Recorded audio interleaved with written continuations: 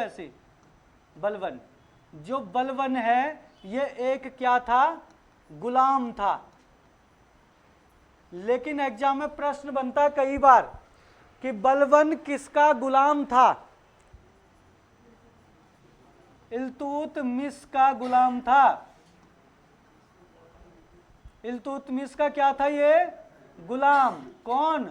बलवन इल्तुतमिश का गुलाम था। अब देखें जरा इल्तुतमिश का गुलाम कैसे बना। जब मंगोलों ने भारत पर आक्रमण किया था, ठीक है ना, आप लोगों ने एक नाम सुना होगा जलालुद्दीन। अब मंगोलों में चंगेज खान का नाम भी सुना होगा, है ना।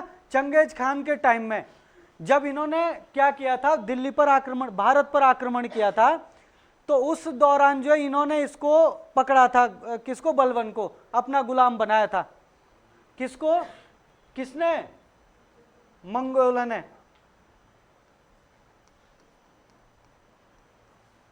मंगोलों ने क्या बनाया था, इसको गुलाम बनाया था। और एक जलालुद्दीन हुआ करते थे, जलालुद्दीन, ये वाले नहीं है, ये दूसरे थे। जलालुद्दीन ने मंगोलों से इसको क्या किया, खरीदा था। और जलालुद्दीन से खरीदा इसको किसने, इल्तुतमिश ने। ऐसे करके ये फिर दिल्ली में जो है गुलाम बना। अरे भाई ये देखो कि जो गुलाम है ना, अब गुलाम जो है एक तो ना खरीदते थे राजा, कई गुलाम खरीदते थे। लेकिन जब उन्होंने गुलाम खरीदे तो जो ये बलवन था, ये उस समय जब खरीदा गया था तो उम्र का भी कम था। ये तो छोटे बच्चों को भी खरीद लेते थे पहले राजा महाराजा, आने वाले टाइम में काम आएंगे, चलो पड़े रहेंगे तब तक। इनको ट्रेनिंग दी जाती थी। तो बलवन जो है धीरे धीरे इल्तुतमिश की तो मृत्यु हो गई, रजिया सुल्तान रही। रजिया सुल्तान के टाइम में जो है ये लड़ना इसने शुरू किया।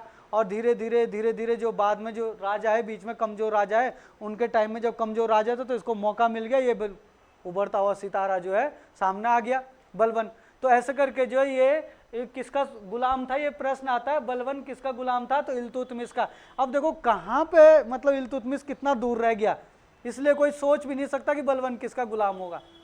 तो इल्तुतमिश बहुत दूर था, बहुत दूर का शासक, और तब से जो ये इसका गुलाम था, इल्तुतमिश का ही गुलाम था। लेकिन बाद में इसको आज़ाद करके, भाई जब तो पद दे दिया ना कोई पद दे दिया, तो गुलामी से वो आज़ाद हो गया।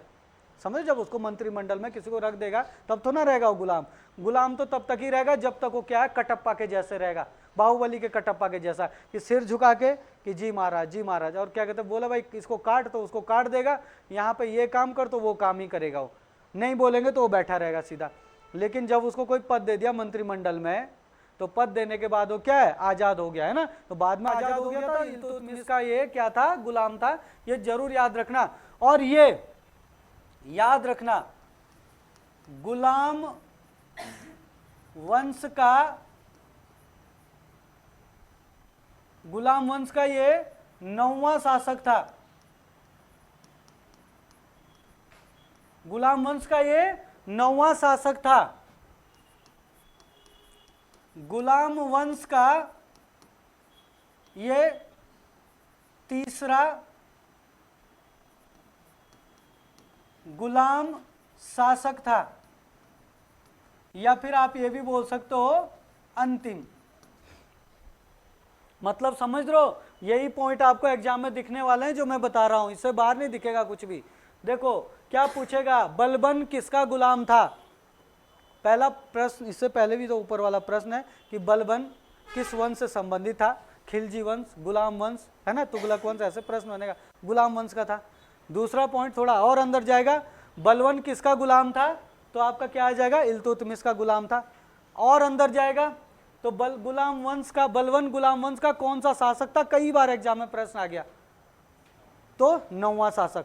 या पूछेगा कि इनमें से कौन गुलाम वंश का ऐसा शासक था जो गुलाम था, तो भाई नाम तो गुलाम वंश है, लेकिन किसी का कोई बाई चांस, जो मैं गुलाम हूं, मैं शासक बन गया तो मैं गुलाम था, लेकिन जो मेरा बेटा अगर शासक बनता तो बनेगा तो गुलाम वंश का ही, लेकिन वो गुलाम नहीं था ना, वो किसी का।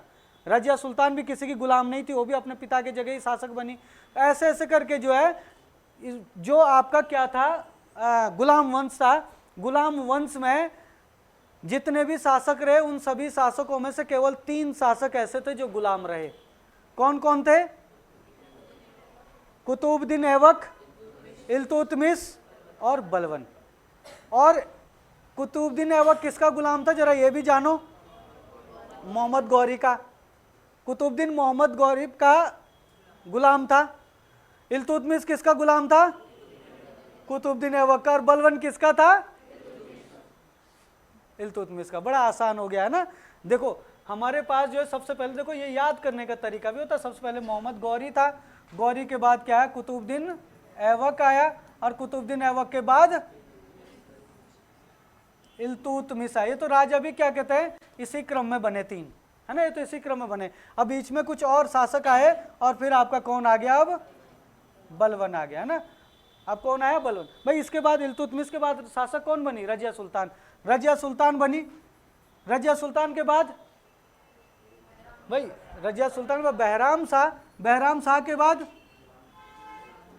अरे ये देखो ना भाई, बहराम शाह और मसूद शाह और आपका क्या हो गया, आपका नासरुद्दीन महसूद, है ना, तीन और बने। तो ये देखो इस तरीके से जो है यहाँ पे आए चार शासक बीच में, है ना, रजिया सुल्तान सहित। और फिर आया आपका बलबन। लेकिन अच्छी बात यह है कि मोहम्मद गौरी का गुलाम ये है और इसका गुलाम ये है और इसका गुलाम ये है। ये भी बिल्कुल एकदम आसान सा पॉइंट बन गया अब, है ना। तो ये चीज आपको ध्यान रखनी है। गुलाम वंश का तीसरा गुलाम कौन था, तो गुलाम वंश का तीसरा गुलाम शासक कौन था, तो बलबन था, है ना। पहला गुलाम शासक पूछेगा तो कुतुबुद्दीन ऐबक, दूसरा पूछेगा तो इल्तुतमिश और तीसरा पूछेगा तो बलबन, है ना। ये ध्यान रखना आपको, है ना। जब ये सिंहासन पर बैठे, सिंहासन पर जब बैठे तो 1266 ईस्वी में क्या बने, ये 1266 ईस्वी में बलबन क्या बने, शासक बने। 1266 ईस्वी में ये क्या बने, शासक बने। और जब 1266 ईस्वी में शासक बने तो इन्होंने एक उपाधि धारण की, सुल्तान ग्यासुद्दीन की। क्या उपाधि धारण की, सुल्तान ग्यासुद्दीन। सुल्तान ग्यासुद्दीन की उपाधि क्या धारण की, ये उपाधि थी भाई। तो एग्जाम में ये भी प्रश्न आता है कि किस शासक ने सुल्तान ग्यासुद्दीन की उपाधि धारण की थी। तो ग्यासुद्दीन की उपाधि किसने धारण की थी, बलबन ने। इसीलिए बलबन के नाम के आगे ग्यासुद्दीन बलबन लिखा जाता है, क्योंकि ग्यासुद्दीन की उपाधि, सुल्तान ग्यासुद्दीन की उपाधि किसने धारण की, बलबन ने। अब देखो यहाँ पे क्या हुआ, जब ये शासक बने ना तो जो वहाँ के जो क्या थे, तुर्क अमीर थे, जिसको हम ये बोल सकते जो मंत्रिमंडल में शामिल थे। देखना अब कहानी अब शुरू होती है बलबन की असली। तो जो तुर्क अमीर थे इन्होंने क्या कर दिया, मतलब इन्होंने इसका मतलब विद्रोह किया। तुर्क अमीरों ने क्या कर दिया, विद्रोह कर दिया, क्योंकि एक दास था तो वो चाहते थे कहीं ना कहीं कि हम में से किसी को राजा बना दो। बलबन को राजा बनने की क्या जरूरत थी, राजा का करीबी था, वो बन गया राजा अपनी योग्यता के अनुसार। लेकिन इन्होंने क्या कर दिया, तुर्क अमीरों ने जो उनके मंत्रिमंडल में थे, जिनके पास कुछ ना कुछ पद थे, इन्होंने क्या कर दिया, विद्रोह कर दिया। लेकिन इसने जो है, जो बलबन थे, इन्होंने एक नीति अपनाई। कोई बताएगा कौन सी नीति अपनाई थी भाई बलबन ने, रक्त एवं लौह की नीति। इन्होंने जो नीति अपनाई थी, इनकी जो नीति थी, ये याद रखना एग्जाम में आएगा। बलबन ने नीति अपनाई थी रक्त एवं लौह, या फिर आप बोल सकते हो खून का बदला। खून से बोलते हैं ना, अभी बोलते हैं, अभी कई बार हम मजाक में बोलते हैं खून का बदला खून से। ये बलबन की बात थी, बलबन की कहानी थी ये। बलबन ने बोला था खून का बदला खून से, है ना। या फिर आप बोल सकते रक्त एवं लौ की नीति, कि जो राजा के सामने, रक्त एवं लौ की नीति क्या है, जो राजा के सामने सिर उठाएगा उसका सिर कलम कर दिया जाएगा, उसका सिर काट दिया जाएगा, उसको कुचल दिया जाएगा। और इसी नीति के आधार पर इसने क्या किया, जैसे तुर्क अमीरों ने विद्रोह किया, इसके शासक बनते ही जो भी विद्रोह करने वाले थे इनका क्या कर दिया, इनको कुचल दिया गया, मतलब मार दिया गया। यहाँ तक कि इसने अपने भाई को भी मार दिया। इसका एक भाई हुआ करता था शेर खान, उसको भी मार दिया इसने। उसने भी आवाज़ उठाई थी कुछ, उसको भी क्या कर दिया, उसने ख़त्म कर दिया। शेर खान को भी इसने क्या कर दिया, ख़त्म कर दिया। जब इसने इनको ख़त्म कर दिया तो बलबन ने क्या किया, मतलब न्याय पक्ष का क्या चलाया, शासन चलाया। मतलब कुल मिलाकर लोगों के बीच में लोकप्रिय हो गए। जैसे क्या कहे, आपकी कौन थी, रजिया सुल्तान हुई थी, ये भी लोगों के बीच में लोकप्रिय हो गया था, क्योंकि इन्होंने मतलब निष्पक्ष जो है शासन चलाया, कि जो गलत है वो गलत है, जो सही है वो सही है। लेकिन जो ये तुर्क अमीर थे ना मंत्रिमंडल वाले, ये फिर भी जो है अपने लिए अक्कड़ में रहते थे। तो इनकी अक्कड़, तुर्क अमीरों की अक्कड़ ठिकाने लगाने के लिए, इनकी अक्कड़ ठिकाने लगाने के लिए इसने क्या किया कि अपने शासन में कुछ नई व्यवस्था शुरू करी, जिसका नाम क्या था? सिजदा और पाबोस व्यवस्था चलाई। बड़ा जबरदस्त प्रश्न बनता है। तो बलबन ने क्या चलाई? सिजदा और पाबोस, ये दो जो है इसने क्या चलाई? परंपरा, या फिर ये व्यवस्था की इसने, सिजदा एवं पाबोस। सिजदा व्यवस्था क्या होती थी? ये अभी भी चलती है मुसलमानों में।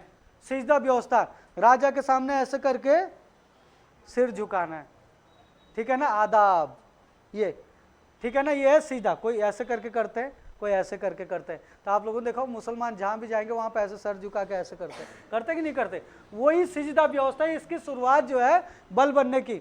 बलबन ने कहा कि राजा से बड़ा कोई नहीं है, तुम तुर्क अमीर होंगे, तुम मंत्रिमंडल में शामिल हो, राजा से बड़े नहीं है, तुम ज्यादा जो है हल्ला करोगे तो तुम्हें कुचल दूंगा। तो इसलिए जो है उसको ये डाउट था कि भाई डर के मारे ये चुप तो है, लेकिन ये अक्कड़ में रहते हैं मेरे पीठ के पीछे। इसने कहा कि जब भी क्या कहता है राजा सामने से गुजरेगा, वो चाहे मैं हूं चाहे आने वाला कोई भी राजा होगा, आपको जो सिजदा व्यवस्था का पालन करना ही करना है। तो आपको जो राजा के सामने सिर झुका के खड़ा होना जब भी राजा आएगा। अक्कल जो है बिल्कुल एकदम जो है अक्कड़ इनकी ठिकाने कर दी इसने। ये तो सिजदा व्यवस्था क्या है? राजा के सामने सिर झुकाना। राजा के सामने सिर झुकाने की जो परंपरा है वही क्या है? आपकी सिजदा व्यवस्था। लेकिन पाबोस व्यवस्था तो और भी जबरदस्त है। पाबोस व्यवस्था है, किसी को पता पाबोस क्या था? हाँ देखो, सुल्तान के पांव चूमना।